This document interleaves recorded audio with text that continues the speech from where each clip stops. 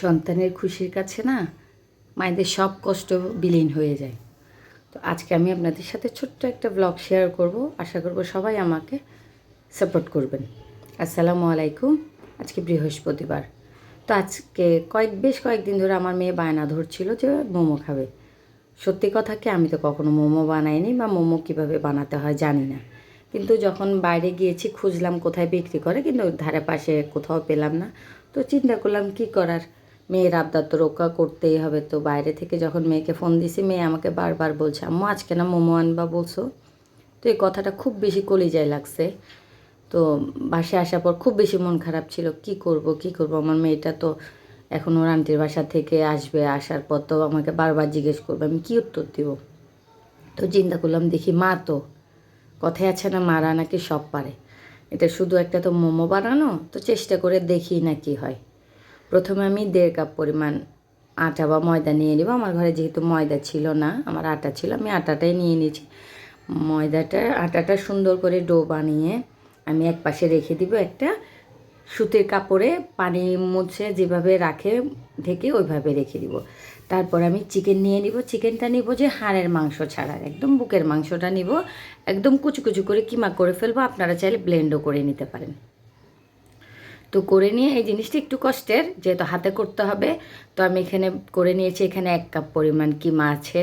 তারপর এখানে আমি দিয়ে দিয়েছি আদা রসুন আর একটা কাঁচামরিচ। তারপরে একটু 1 টেবিল চামচ সয়া সস। তবে সয়া সস যেহেতু একটু টক, লবণটা দেওয়ার সময় একটু অ্যালার্ট থাকবেন। তারপর দিলাম একটু ধনিয়ার গুঁড়া, একটু জিরার গুঁড়া। তারপরে একটা পেঁয়াজ একদম চিকন চিকন করে কাটা। তো এগুলো সুন্দর করে আমি মাখিয়ে এক পাশে রেখে দিব। আসলে সন্তানের জন্য যে মা কত কিছু করে, এটাই হলো বহিঃপ্রকাশ। তার মধ্যে আমি তেল একটু গরম করে নিয়েছি। গরম তেলটা আমি ওই ডোটার মধ্যে মাখিয়ে এভাবেই রেখে দিব। অন্যদিকে আমি এখানে আটার খামিরটা নিয়ে নিলাম। খামির বললে আপনারা আবার অন্য কিছু মনে করিয়ে না, আমাদের চিটাঙের ভাষায় আটার ডোটাকে খামিরই বলা হয়।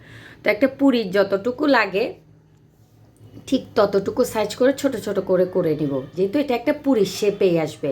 তো এখানে আমার 20টা হয়েছে। তো আমি আগে চিন্তা করলাম আগে 10টা বানাই, 10টা বানানোর পর দেখি যদি মাংস হয় তাহলে আর পরে বানাবো, নাইলে এগুলো রেখে দিব। তো এখানে আমি ছোট করে করে সব বেলে রেখেছি। দেখেন, আবার একটু আটা দিয়েও রাখবেন, নাহলে একটার সাথে একটা লেগে যাবে। এখন আমি এগুলোর মধ্যে মুরগির মাংসটা দিচ্ছি।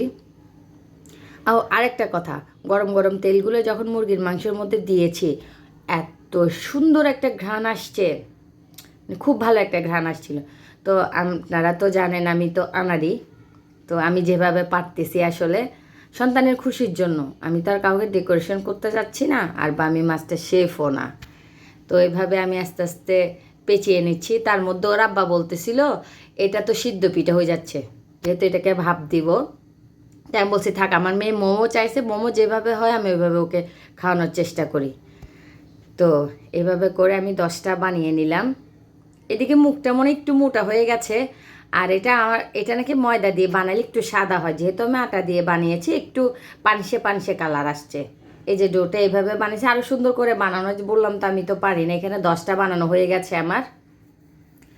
এখন এগুলো একটু রাইস কুকারে ভাপ দেবো, যাদের যেটা আছে আসলে। আর যাদের রাইস কুকারও নাই, তারা গরম পানিতে যেভাবে মানে ভাপা পিঠা টিটা ভাপ দেয় ওইভাবে আর কি।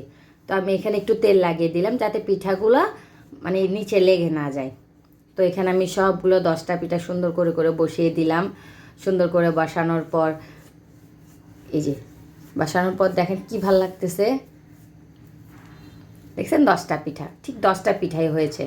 এখানে আমি রাইস কুকারের মধ্যে হালকা পানি দিয়ে নিয়েছি, বেশি পানি দিব না, আবার যখন ভাপ উঠবে দেখা যাবে পিঠাগুলো ভিজে উঠবে। তো আমি হালকাই পানি দিয়েছি, মানে অর্ধেকের মতো। তো প্রথমে 10 মিনিট পর দেখলাম এই কালারটা আসছে। পরে আমার মনে হইলো না, আর একটু মনে হয় আসতে পারে। পরে আমি আবার 2-3 মিনিট দিয়েছি। এই যে আমার মোমোটা ফাইনালি রেডি হয়ে গেছে।